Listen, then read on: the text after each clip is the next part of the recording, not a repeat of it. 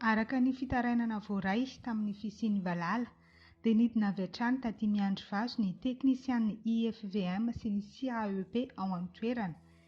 Nijery ny toetrin'ireo Valala sy ny velarantany ary ny toerana misy azy ireo ny mpitily. Rehefa izany dia niroso tamin'ny fandarovana avy hatrany.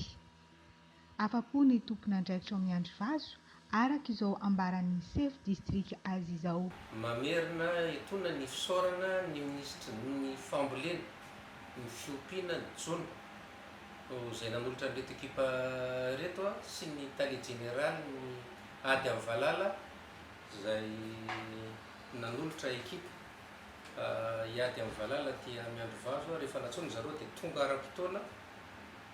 Maromaro commune nahitana andeha Ambalala. Rehefa nijerevana zany ilay velarantany nisy an'ilay kejeza dia teo amin'ny 7,7 hektara.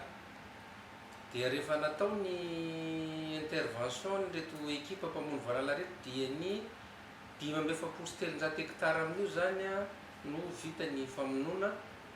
Mananteny zay fa hitoetra any zao fahombiazana ataon'ny ekipa mpamono Valala zao sady hanolorana fisaorana ho an'ireo ekipa ireo. Nisy ny Valala ary vita daroko izany hoy ny sefokotany ao Morarano. Raha ny fizotra amin'ny fiasana amin'ny fiaraha-miasa eto Valala dia anisany mahomby mihitsy ary tena mahafinaritra ny fiaraha-miasa raha resaka amin'ny Valala, famonoana Valala ny tantarana.